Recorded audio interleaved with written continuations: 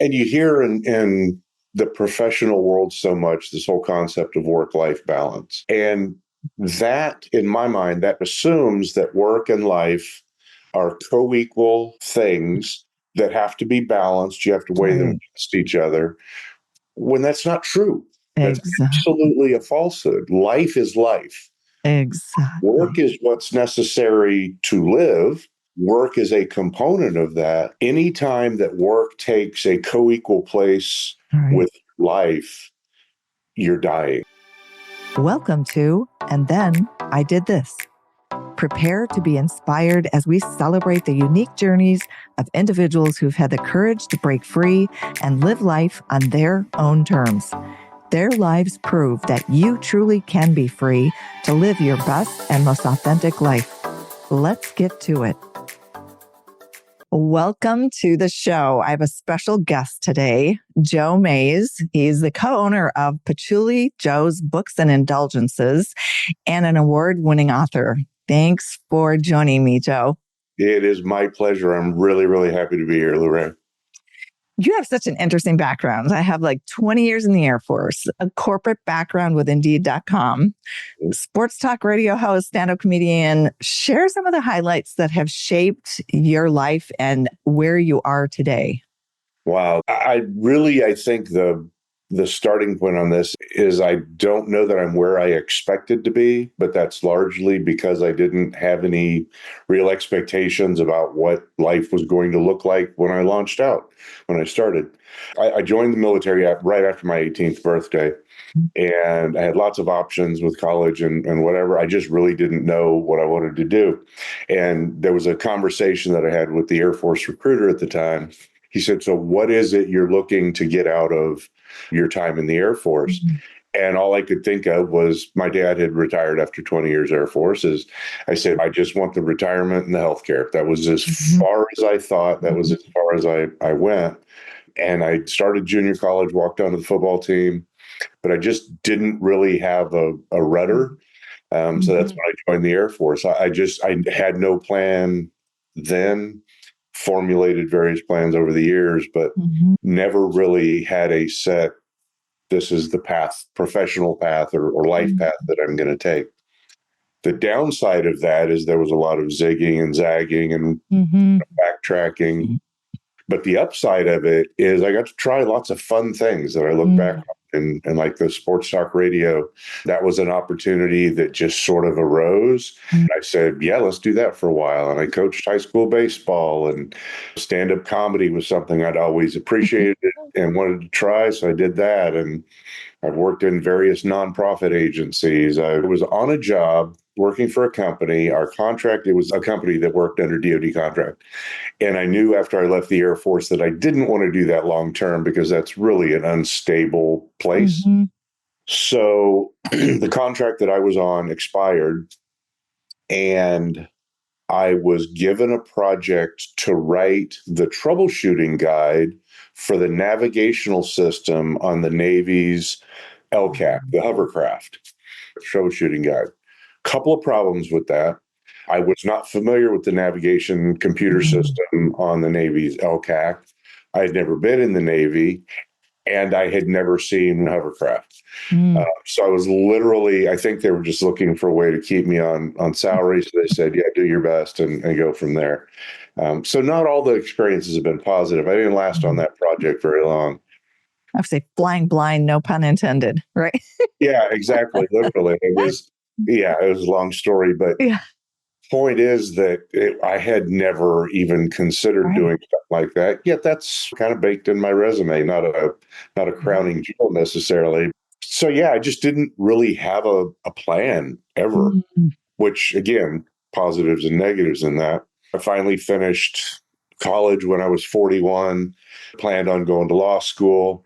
But really the kind of the whole punchline out of all of that is when I left the Air Force, I was making $38,500 a year. This was in 1999. I'd been married. That's a whole separate set of stories. I'd been married previously, had 4 sons that I raised while I was in the Air Force on that salary. By this point, had split from that, divorced, been divorced from that wife. Still, the boys were, 2 of the boys actually I had custody, married a young lady who had a 3-year-old daughter. So that was where I started as I moved into my civilian career, was making $38,500. Mm. Having raised 4 boys on that amount of money in the late 90s, and having raised family across the 20 years, the one thing that I knew is I always needed more. Whatever I had to get more. Mm-hmm. In the military, there's only so much more you're ever going to get. Mm-hmm. So once I got out of the Air Force, that became my focus. That was a turn that my life took that guided it for the next almost 20 years. That almost drove me off the cliff. That pursuit of more. So Right. that's kind of where I got is once I got it ingrained in my mind that you had to have more and there was a possibility of getting more. You just had to sell this piece of your soul or that part of your left arm or this or that or that. These are the parts of yourself you have to give up in order to get more. So that's kind of how I got to the point where I was, like I said, driving the ship of more off the edge of the earth. Yeah, the capitalist promise. Yes. The illusion or the carrot. Yeah. I think redefining the carrot. Yeah. What really is the carrot that motivates us? Yeah. Yeah. And you hear in the professional world so much this whole concept of work-life balance. And that, in my mind, that assumes that work and life are co-equal things that have to be balanced. You have to weigh them against each other, when that's not true. That's absolutely a falsehood. Life is life. Exactly. Work is what's necessary to live. Right. And work is a component of that. But anytime that work, and guilty as charged, I mean, I'm sitting here pleading guilty. Anytime that work takes a co-equal place with life, you're dying, or I was dying. Yes. And absolutely. For the last couple of years, I worked in the corporate world. Diane, my wife, and that's the whole, I have to tell that story at some point, but she'd been after me saying, this is not you. This, you need to leave. We'll make it. We'll live in the truck. We'll do whatever we have to do. You don't need this. Right. And I finally took a while to listen, but she's really, really smart. So, and patient. Yeah, I know it takes a lot for us to get to that point. And I know I've shared this story before the journey to me. I moved to New York in 2008 and was working as a managing director, but my boss had told me about the New York Open Center. He said, I think you're going to really like this place. You should check out. They have a lot of meditation classes and a lot of authors go through there with speaking opportunities. And I happened to look at their calendar and they had a transformation for coaching introductory evening. It's kind of Friday night. And so I caught a cab, got there just as it was starting and they were doing the icebreaker. And I got paired up with one of the co-founders of the program, Coaching for Transformation. And the icebreaker was, if you could do anything with your life and there were no barriers, what would you do and why? And I couldn't even answer the question. I just had tears running down my cheeks. And I asked a question. Instead of answering, I said, how long do you continue doing something that's sedating your soul? And I knew before I left there that I had to do that program. And that was one of the peeling the onion away, the layers of conditioning and programming and all of the things that get us caught up in life, or a life that isn't fulfilling anymore, but we're in that cog of the wheel and have to figure out a way to get out, which is part of you can be free. Yeah. And the key piece of that, and one of the side hustles I've had over the years and going back, I've always had side hustles going on. But one of the side hustles I had is I started a resume writing company, my own business. This was when I was living in Jacksonville, Florida, and no, Orlando, Florida. I was living in Florida somewhere, lived in Florida for a long, long time. But I had this resume writing business, and it would vary. If somebody was straight out of college, charge them $20-25. If it was somebody mid-career, executive, whatever the price, it was kind of sliding scale. Right. And over the probably 3.5 years that I did this business, did this thing, I probably had about 100 clients Mm, that reached out and that I would help with the resume. right. It was fairly straightforward. Just help them Hmm. sort of organize their thoughts. And it was probably about 100, maybe a few more, a few less. Hmm. With one exception, every person that I had this encounter with, I opened with one question. I said, okay, what type of job is it you're looking for? Zero, again, with one exception, put her off the side. She was very exceptional. Every other one that I met with couldn't answer that question. Like you said, several of them started crying. They just knew they were miserable and unhappy, living counter to who they truly were as human beings, and didn't know the way out. Wow. So this little side writing resume hustle that was like, yeah, just give me the notes, I'll pretty it up, and boom, Right. really became almost a career counseling, which was not my intent, Right. Right. of helping them figure what is it you wanted to do when you were 12 years old? What is it you're passionate about? What do you value? What are the most important things to you in your life? What can you do? Or what would you like to learn how to do? What are your skills? Right. What do you, if you're a spiritual person, what do you believe your purpose on earth is? Right.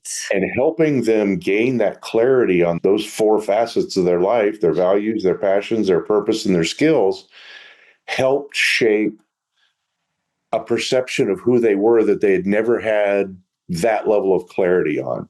Right. And again, I don't Well, pretend that that's any sort of deep psychoanalysis, but it was just to gain some clarity.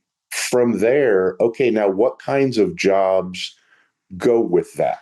What kinds right. of jobs do you think would make you happy or enjoyable? Do you want to work with people? Do you want to work with data?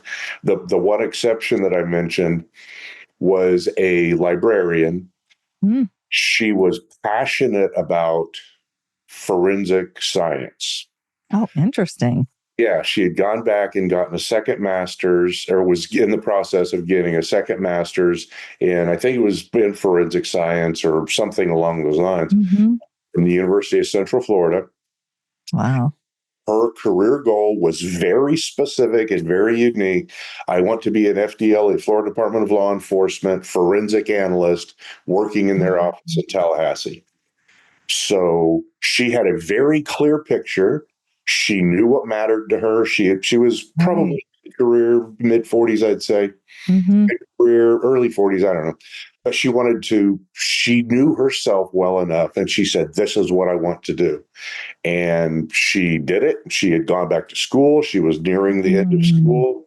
She looked into what it took to do that job, to get that job. She did the work. And last I heard, about 3 or 4 years ago, she got the job. She Wow. loves it. She never wants to go anywhere. She loves just being in the lab, doing sciencey things. And yeah, but Wow. most people had exactly the same reaction you described, Ray, where you're asked Yeah. that question. It's like, I don't know. That's horrifying. Like, I just feel like I had a vision or realization one day that an analogy of our lives is we get on the conveyor belt of life. Mhm. And there are all these influences around us as we're little before we can even discern what's being said to us. Is that true? Is that not true? Is this, and then as you get older, is this something I like to do, not like to? And then there's expectations, what parents think you should do, what your friends think you should be doing, their perception of what you're doing. And depending on how much of a people pleaser you are or how in tune with yourself we are, we wind up going down a path that is either in alignment or out of alignment. Most of the time, not necessarily in alignment. It's typically we start and then you get in the churn of now I've got children, now I've got a mortgage. I'll say how sad in the days where you getting a house was like, that was one of the things that you did on your checklist. Right. And then you got mortgage payments, the kids' expenses, and to break free to be able to do something else is a major undertaking. So I think a lot of people are still, a majority of the people, I hate to say, I think are in that space and needing to find a way to break free. I'm going to get a little macro political. I try to avoid Yeah. politics in most conversations, but it reminds me of the days of the coal mines and the company store, Mm. where the company had a store and you would go in and use chits during the between paydays and to get essentials, bread, milk, the basics to feed your family. And then come payday, they would collect all those chips and you would get no money from your paycheck. And you have to keep working there in order to pay to buy the bread at the company store. Right. Then the companies got really smart. They said, we'll build these little communities, these little crappy homes, and rent these houses, these little shotgun shacks, and rent these houses as part of the deal. And an entire community, entire culture was trapped in this company store mentality or this company store in climate. And I view a lot of that so much. You talked about all the influences on us that cause us to make the choices that we do, or that result in us making the choices that we do. The societal pressures are as well.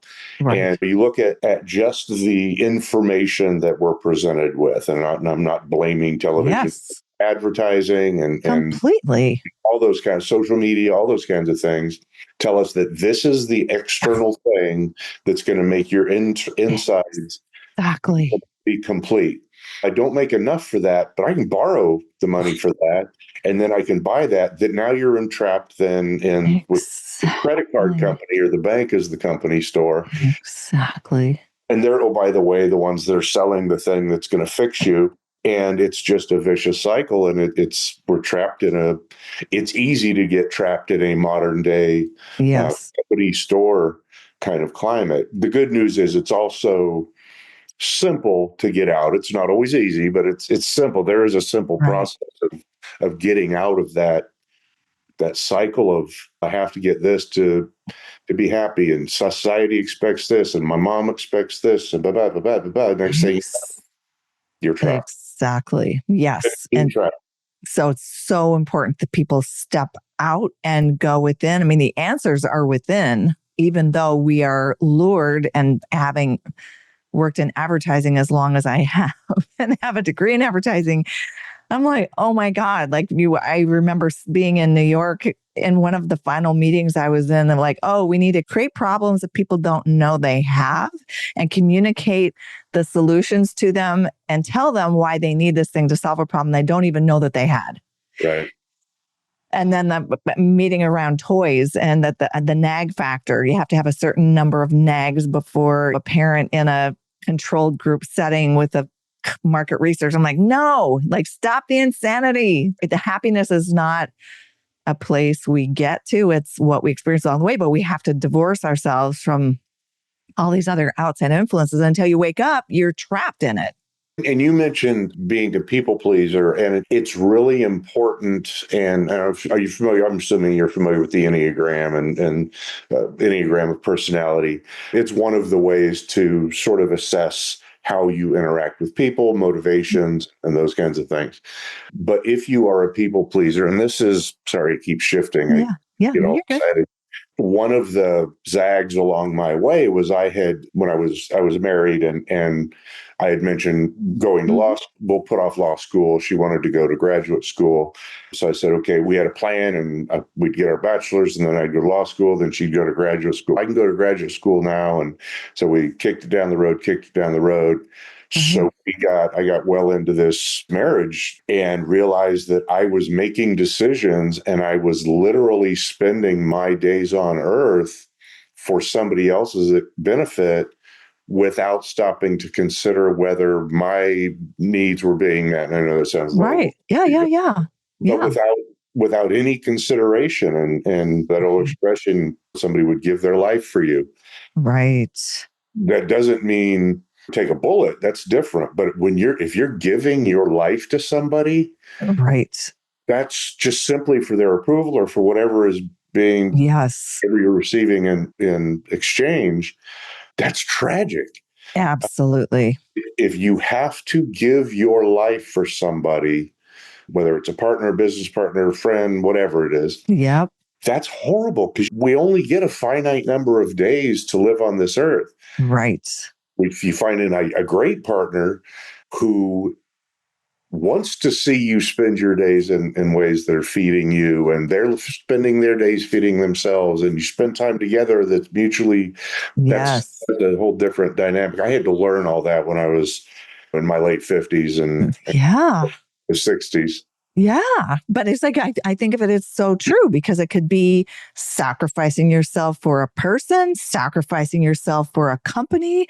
Mhm. I have a friend who launched, she was just on the podcast recently, that launched a wellness company after selling her soul to the corporate machine and coming in early, staying late, missing holiday events and kids events. And I'll say this, a company has no soul for the most part. It is there to make a profit, and you are human capital, which when you look at, I've started looking at stepping back to look at some of the words, human resources, Mhm. just like there are other resources that the company uses, but you use a resource for your benefit.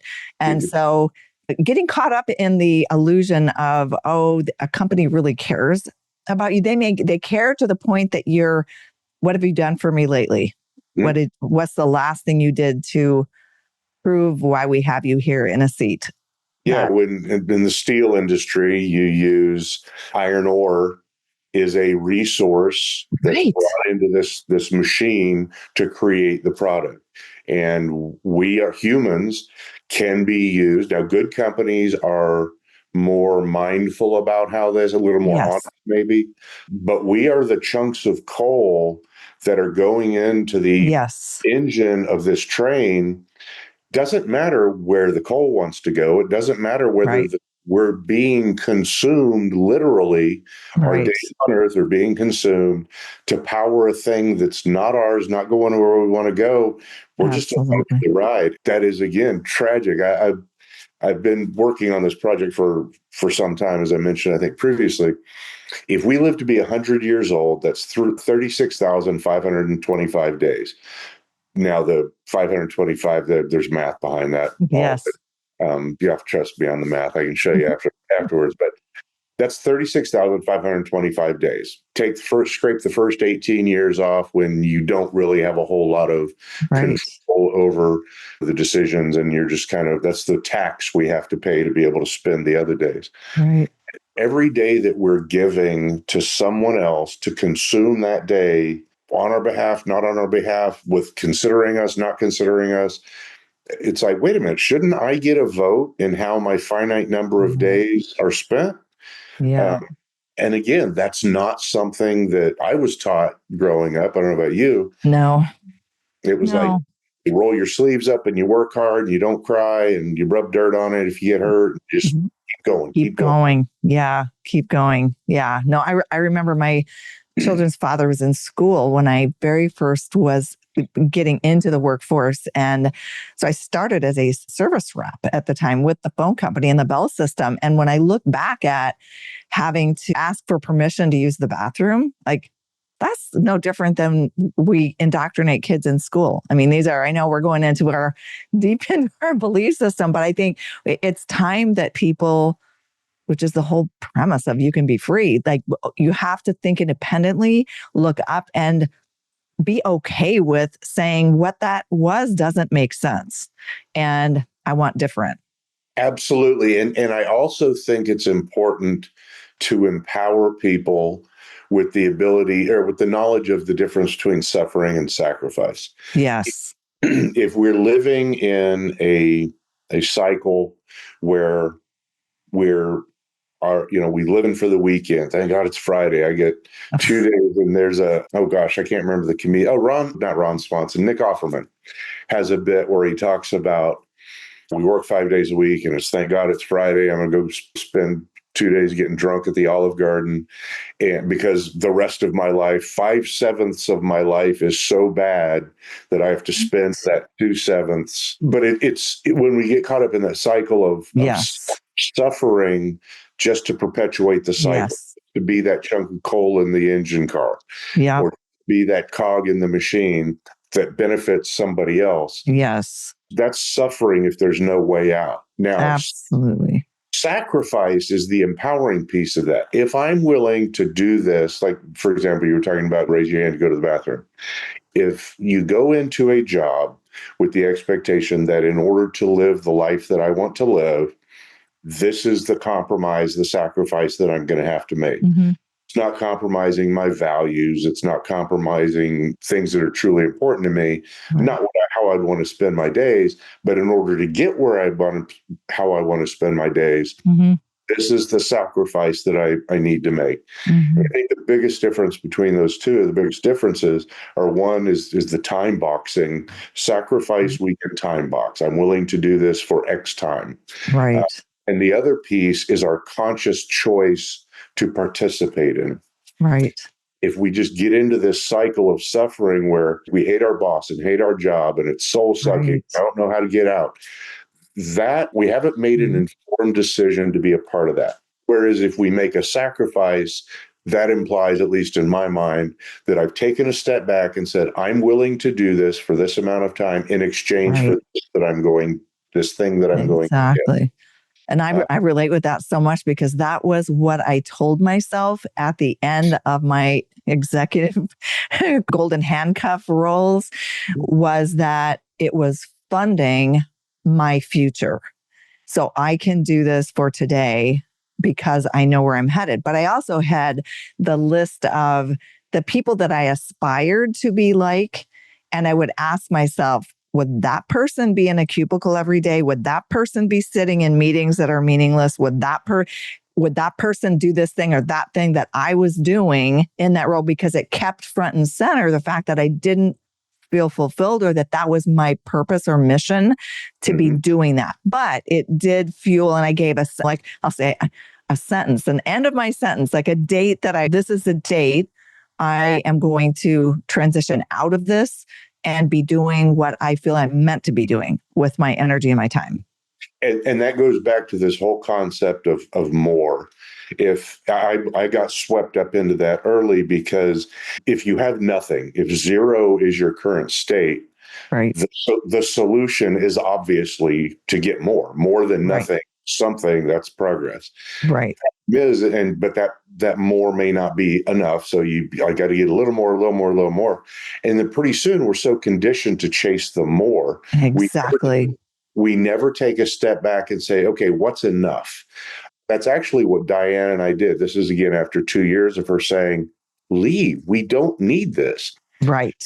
We went up to a cabin in an ice storm, and it was lovely. Took my beloved Zoe, our puppy, or our dog, up. When Diane and I got married, I had Zoe, and I told her my girlfriend was coming with me into the marriage, and she did it. So we were in this cabin, trapped in an ice storm, and said, "Let's do the math. What do we really need? What is our enough?" Mm-hmm. And we sat down and did the math and said, "That's for the kind of lifestyle, the things that matter to us."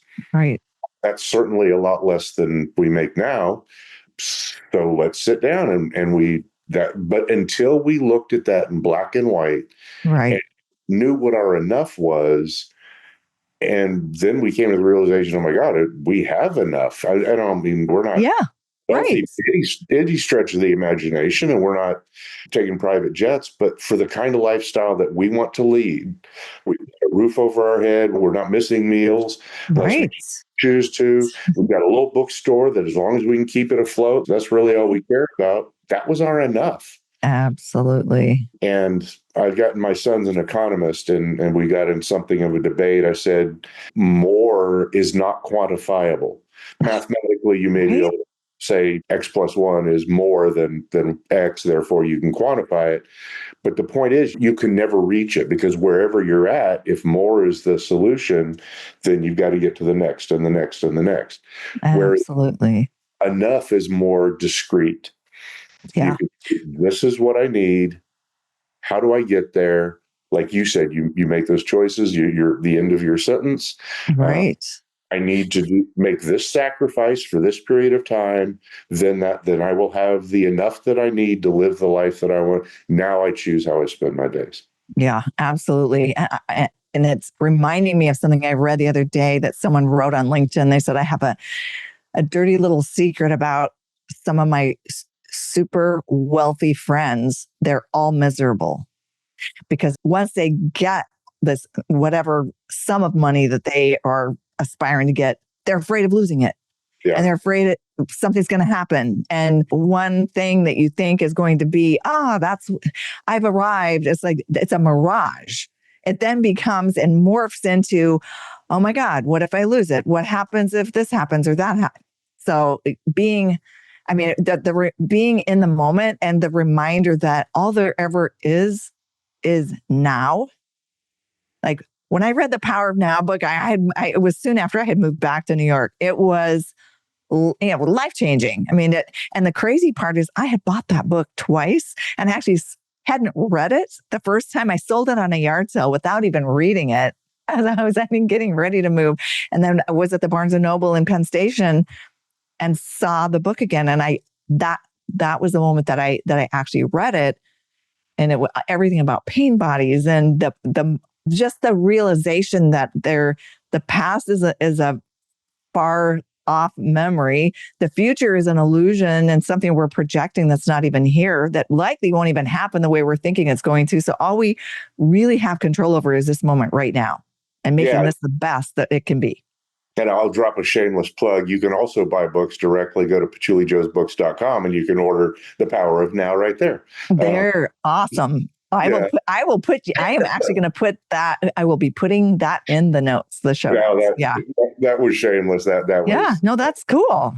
But you brought up a really good point, and about people who get this thing and they pursue the more and they say, okay, this is the target I was shooting for. Now I'm going to lose it. And that brings up the other really, really important aspect of ourselves. Again, these are Joe's opinion. In my occasionally humble opinion, as I like to say, once we get that, is we, in addition to being able to name our values and our passions and our purpose and our skills, we have to be willing to name our fears. And I always talk in cybersecurity, we always talk about FUD. Right. That's not the greatest motivator: fear, uncertainty, and doubt. Right. And it's really important because if you get to, and I won't name any names, but I know people who get to that point where they have whatever their X number of dollars needs to be for them to think that they can live comfortably.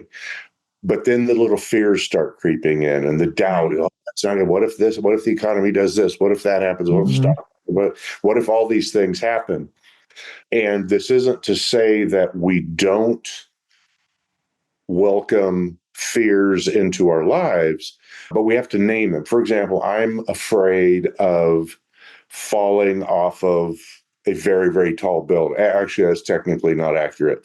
I'm not afraid of falling off of them. I'm afraid of the landing. Right. I don't have anything to impede my progress. Right. That's probably a reasonably healthy fear. Right. I'm afraid of rattlesnake, being bitten by rattlesnakes. So I don't blindly stick my hand in in Texas, I don't stick my hand down a hole in the ground. But spending time to identify, okay, what are your fears? Right. And then apply that concept of the power of now. Is this a rational fear? Yes, it's rational to not try and run across Interstate 635 in Dallas.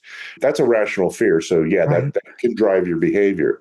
But it's when other fears of things that may or may not happen. What's the likelihood? Let's risk analysis and all that. Right. It's so easy to get caught up in fear and doubt and uncertainty being the drivers of our decisions instead of a factor that we evaluate. Yeah. Okay. But again, based on my values and my passions and my purpose and my skills, this is a fear I have or a doubt or an uncertainty. How does that factor into this equation? Okay, that's something I need to take into consideration. I'm not just going to walk off my job and say, oh, the rent will take care of itself when it comes. We've got it's another dimension that allows us to make decisions that allow us to have a vote in how we spend our life. Right, exactly. I missed that day in 6th grade when they taught that, obviously. Or 5th grade. I think, most of us do. I think the other thing that can diffuse the FUD, the fear, uncertainty, doubt, is what's the worst that could happen?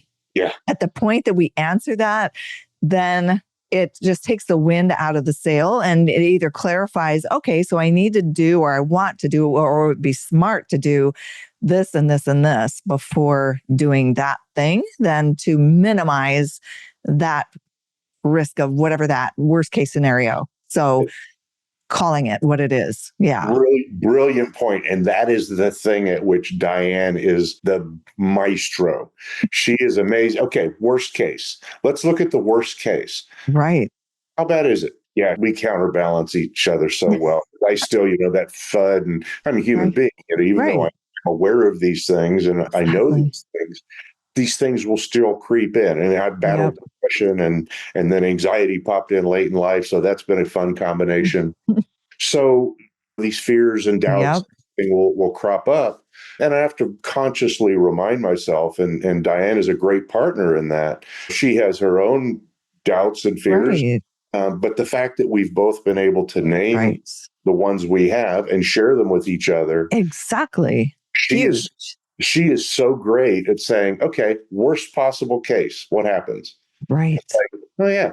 And I always liken it to, imagine that sitting on this little table right here is a little gecko, like the gecko lizard, the gecko, and he's standing on his hind legs, and I shine a flashlight close, I turn off all the lights and shine a flashlight right near him.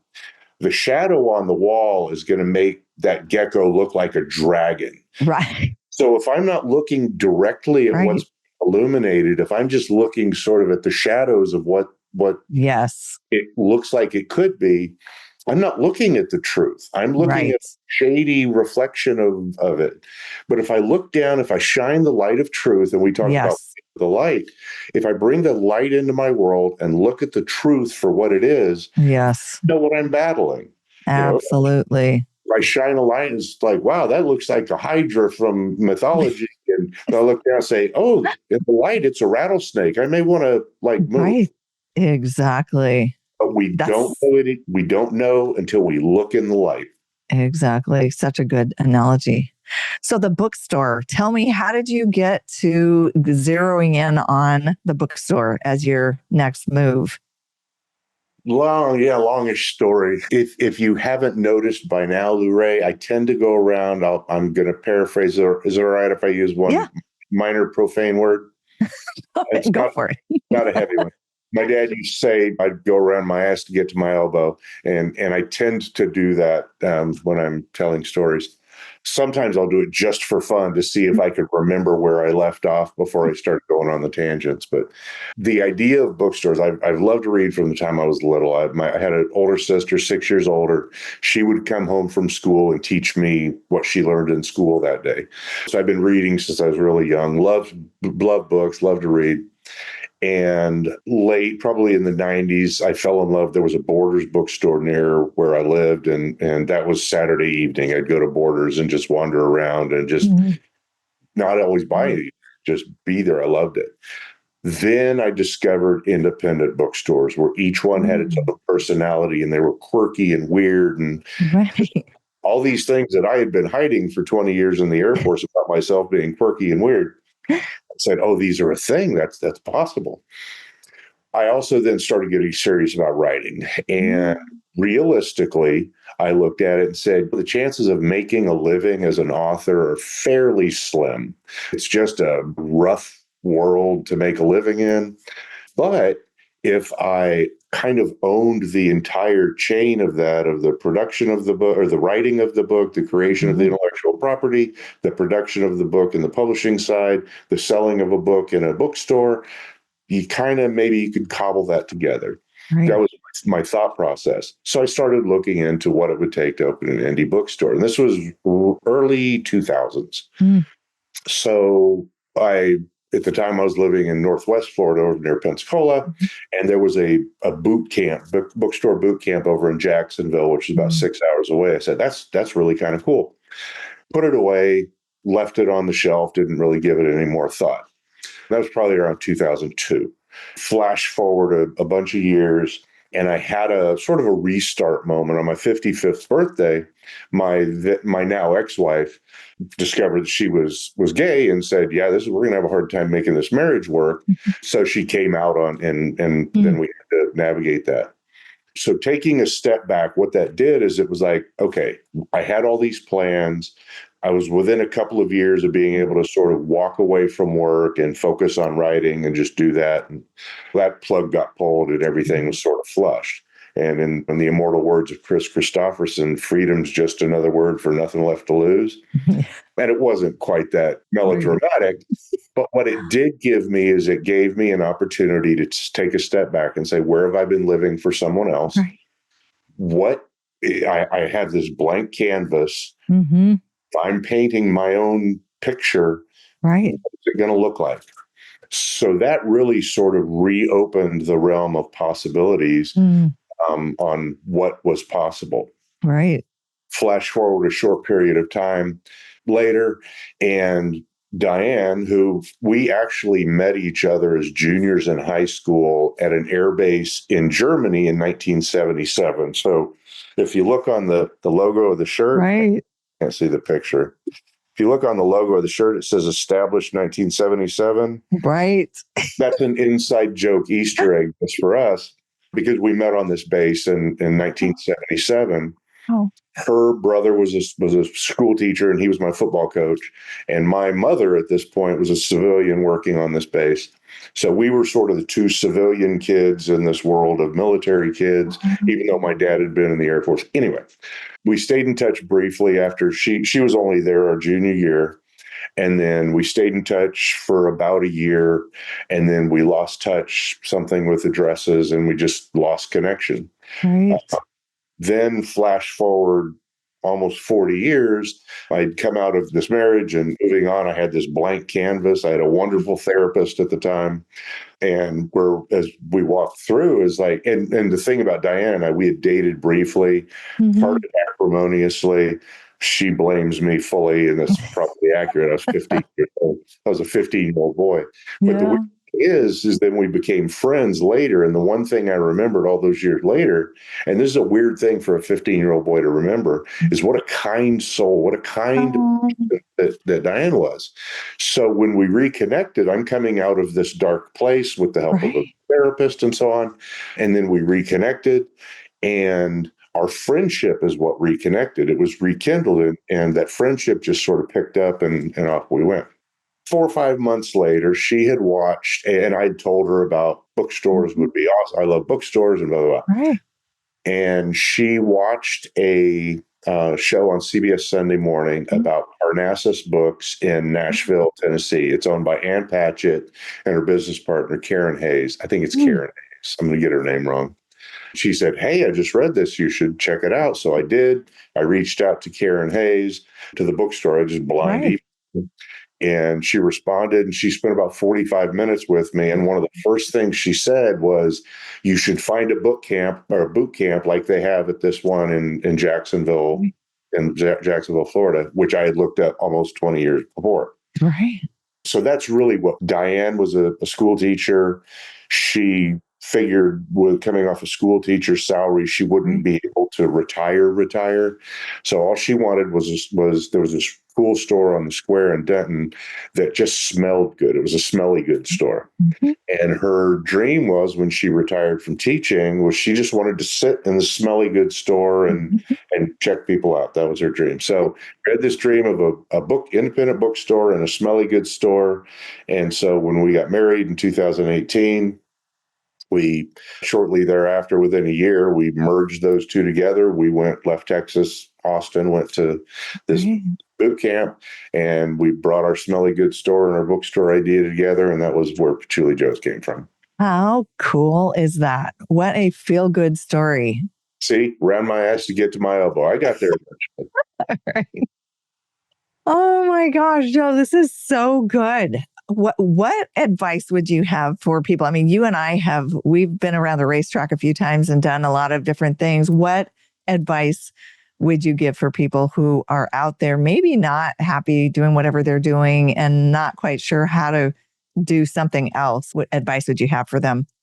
And I've touched on it several times. It's really important to understand who you are, what matters to you, and understand what would block you from that. Another thing that Diane says all the time is, what's the worst that could happen? And my go-to is, well, what if this goes wrong? And her response is, yeah, but what if it goes right? And that is such a shift in power over life.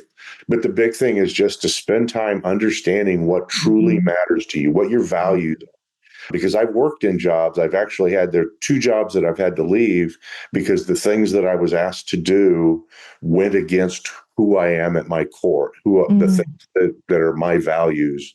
So having that understanding, what your values are, what you're passionate about, what you would do for free, the skills you want to develop, the things that you may not know how to do, but you want to learn how to do. And really what you believe, why do you believe you're here on earth? If at the end of the day or at the end of life, you had to sit down and say, okay, this is how I spent my 36,525 days. By the way, that only applies if you live exactly 100 years. Right. But this is how I spent. Am I happy with how I spent those days? I Right. think it's really important to have sort of that, a little bit of, have that clarity about what matters. It may change over time. It may morph. It may shift. Right. Our passions may shift. Generally, our values fairly stable. But so having that understanding, and then again, naming those fears. What's the FUD in your life Right. that will tell you, oh, you can't do that. You're a loser. You'll never be able to do that. You can't do.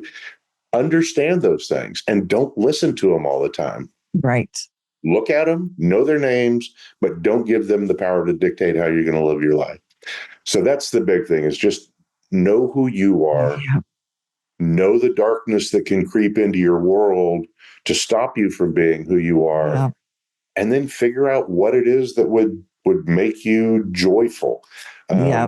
The understand, what kind of life do you want to live? What would it take to live it? Are you willing to pay the price to get there? If not, take a step back and reassess. But Right. that's the biggest thing, Lorraine, is that understanding of who we are as people. That's going to be your markers along the way, because there's going to be times where you're faced with neither of these options are great, or worse yet, both of these options are great. Right. Which one's truer to you? Exactly. Yeah. And taking a step and making the commitment to ask those questions and not numb out on shopping, drinking, whatever other vices people have, as that can be a way to delay and prolong your misery when you could be asking those questions today. After you listen to this, like, write down your answers to those. Take some time, give yourself permission to explore what else could you be doing, because the good news is anything is possible. The word impossible says, I am possible, when you spell it out. So yeah, I encourage people to just be open to ask and explore those questions. Don't stay somewhere you're miserable. Yeah. Give yourself permission to live a life you love and dare to be free. Yeah, absolutely. What if it all goes right? What if it goes wrong? And what if it goes right? Oh, I know what I was going to say. As an old white guy, white cishet man who's navigated the world, the thing that I've discovered, that the things that keep me awake at night, or the things that will wake me up in the middle of the night, aren't the things that I tried and failed at. I have never once had any regrets about not being able to write the navigation or the troubleshooting manual for the navigation computer system on the Navy's hovercraft. Right. I tried it. I failed miserably. I had a stand-up comedy bit where I had this joke that I still, all these years later, still haven't quite polished the joke. And there were about 100 people in the room, and I told this joke. 100 people ceased breathing. Absolute silence in response to this joke. And it's like, I don't regret telling that joke. I regret not having figured out how to tell what that joke really is yet. But I don't regret bombing. I failed. I tried and failed. Okay. Right. They laughed at some other stuff, but I've never once woken up in the middle of the night, but really just horrified at the things I failed at.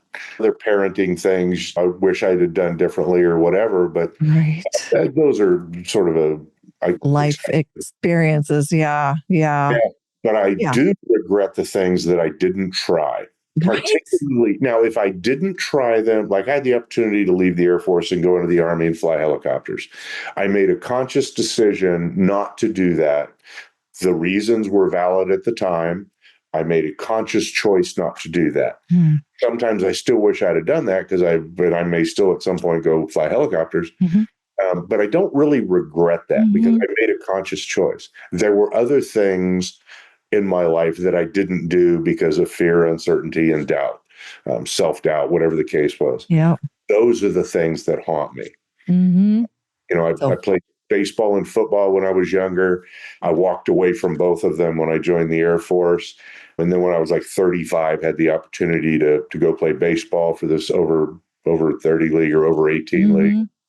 Played it. I couldn't walk for 3 days. I was a catcher. I couldn't walk for 3 days, but I kind of got it out of my system. I got an Right. opportunity to say, I can't go back and do that. I walked away. I missed those years. Had to try it with Cincinnati Reds and didn't, make it. Mhm.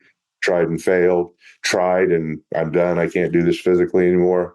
So I'm at peace with baseball. Right. Football still haunts me because I Mm. walked away. I walked onto the college team and after I saw how big and fast they were, I walked away almost as quickly as I had walked on because I was afraid. Yeah. Yeah. Yeah. Fear entered in. So that's the other bit of advice again, around my back of Yeah. my so the other bit of information or that I'd share is I've never regretted failing, but I do have the things that I do regret are the ones that I didn't try because I was afraid or Right. self-doubt crept in or because nobody believed in me or I needed someone else's validation to try Yeah. it. Those are the things that haunt me. Yeah. Feel the fear and do it anyway. And the other one, I have this plaque that's like, let your faith be bigger than your fear. And just, Absolutely. there's a higher power at work. And if it's meant to succeed, it will happen. And better to try than to not try. So many Yeah. people's greatest fear is public speaking. And when I tell people the story about that stand up, that night doing stand up, and that one joke that I told in my set, where it was met with the crickets stopped breathing, absolute silence in this darkness, just, just nothing. And that is I tell people that and they're horrified by that. I said, oh, you have no idea how emboldening that is, how empowering that level of failure is. There's nothing anybody can do to me yeah, Oh, yeah, fall on your face, do something bizarre, do something just because you want to. And if you right. fall on your face and you fail miserably at it, you got a hell of a story to tell. Exactly. And you just keep going. Yeah. Yeah. Oh, Joe, thank you so much. This was so great. It's my pleasure, Lou Ray. Thank you so much for having me on. This is something obviously I'm very passionate about. So I really Yeah. appreciate the opportunity to talk about it. Uh, Yeah. yeah, and happy to help any way I can. Awesome. And that's a wrap on another episode of And Then I Did This, celebrating the lives of those who've walked away from the beaten path to pursue work and a life that nourishes their soul.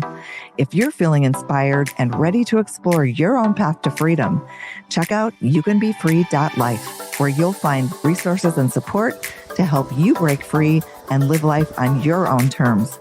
See you next time.